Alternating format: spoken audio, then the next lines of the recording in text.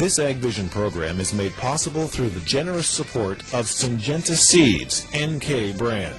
The results you need, the freedom to choose. And by Farms.com. Ag news, market prices, ag careers, and farm real estate. You'll find it all at Farms.com. One of the difficulties in completing a successful farm business transition is that the senior generation knows how to farm, but some of them have not learned how to manage a business. This can lead to serious intergenerational conflict over the future direction of the farm.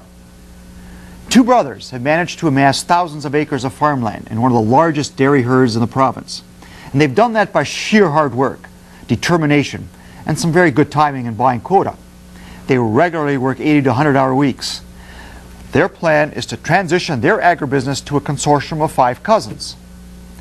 These two senior brothers believe that if each of the 5 next generation members also work 80 to 100-hour weeks, then the farm operation will proceed to be just as successful as when they were in charge.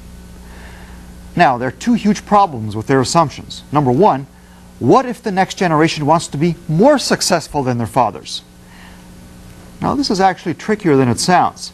For family business research shows that the number one reason that dads find it so difficult to give up control is that they're afraid that the next generation might run the farm better than they did.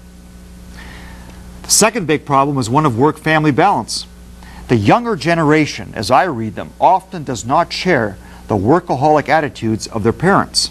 It's not that they don't work hard, but they also want a different quality of home life than what they experienced as children. Now, we have a problem to begin with. Their parents read this as personal criticism. Secondly, in order to accomplish their objectives, the next generation will have to manage assets and growth and cash flow in a more professional manner. Now, the younger generation calls this professionalism. The senior generation sees it as just one more overhead expense. What is indisputable in such transitions to cousin consortiums, which by the way are becoming very common, is that a new level of management is necessary in order for them to be successful. I would suggest that you introduce the following best practices. First of all, have formal bi-weekly management meetings. Secondly, develop a strategic plan with job descriptions, annual budget projections. And then thirdly, develop an accountability structure that formalizes a way of measuring performance and meeting budget targets. What this does, it depersonalizes and takes the emotions out of the responsibility reviews. And fourthly, during the first year, it's important that you introduce new professional patterns. They may take a third party to run your first set of business meetings.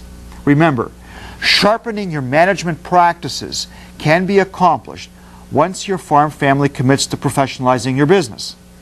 The next generation will not succeed without it. I'm Dr. John Fatt.